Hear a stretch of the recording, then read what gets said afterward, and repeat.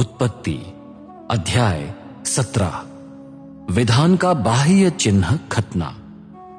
जब अब्राम 99 वर्ष के थे तब प्रभु ने उन्हें दर्शन देकर कहा, मैं सर्वशक्तिमान परमेश्वर हूं।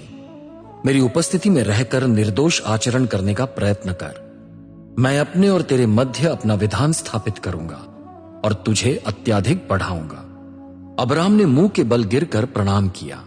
परमेश्वर ने उनसे कहा, देख, तेरे साथ मेरा यह विधान है, तू अनेक राष्ट्रों का पिता बनेगा। अब से तेरा नाम अब्राम न रहेगा वरन अब्राहम होगा, क्योंकि मैंने तुझे अनेक राष्ट्रों का पिता बनाया है।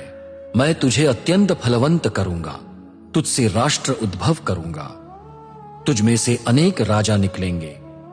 मैं अपने और तेरे मध्य तथा तेरे पश्चात तेरे वंश की पीढ़ी के मध्य अपना शाश्वत विधान स्थापित करता हूं कि मैं तेरा और तेरे पश्चात तेरे वंश का परमेश्वर रहूंगा। मैं तुझे और तेरे पश्चात तेरे वंश को स्थायी अधिकार के लिए समस्त कनान देश दूंगा, जिस पर अभी तू प्रवासी है। मैं उनका भी परमेश्वर हूंगा। परमेश्वर ने अब्राहम को आज्ञा दी, तू और तेरे पश्चात तेरा वंश मेरे विधान का पालन पीढ़ी से पीढ़ी करता रहे। ये मेरा विधान है जिसका पालन तुम्हें करना है। ये मेरे और तेरे मध्य तथा तेरे पश्चात तेरे वंश के मध्य स्थापित है। तुम में से प्रत्येक पुरुष का खतना किया जाए। तुम अपने शिश्न के अग्र चर्म का खतना करवाना। ये मेरे और तुम्हारे मध्य स्थापित विधान का चिन्ह होगा। तुम्हारे प्रत्येक बालक का खतना उसके जन्म के 8वें दिन किया जाए।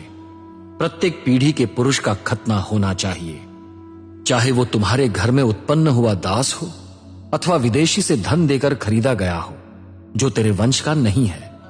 जो तेरे घर में उत्पन्न हुआ दास है और जो धन देकर खरीदा गया है, दोनों का खतना किया जाए। इस प्रकार मेरा विधान, जिसका चिन्ह तुम्हारे शरीर पर होगा, शाश्वत विधान बना रहेगा। खतना रहित पुरुष अर्थात जिसके शिश्न के अग्र चर्म का खतना नहीं किया गया है, वो अपने लोगों में से नष्ट किया जाएगा, क्योंकि उसने मेरे विधान का उल्लंघन किया है।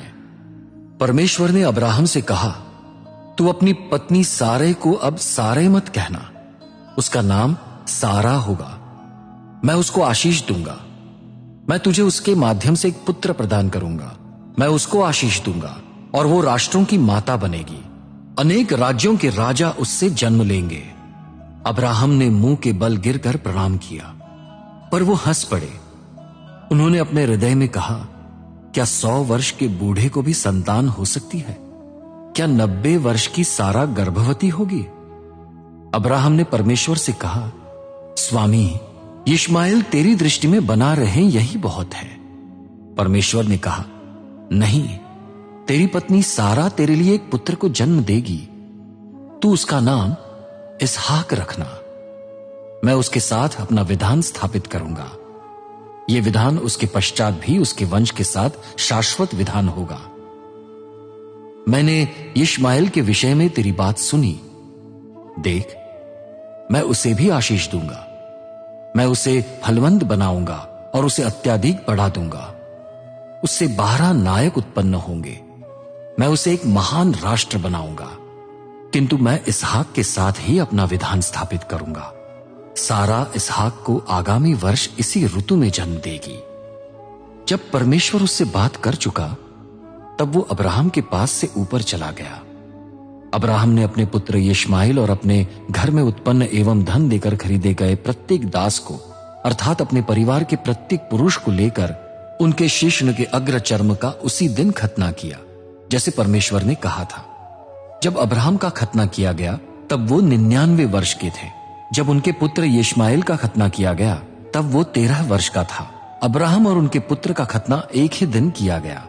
उनके परिवार के सब पुरुष दासों का खतना भी उन्हीं के साथ किया गया, जो घर में उत्पन्न हुए थे और जो धन देकर विदेशियों से खरीदे गए थे।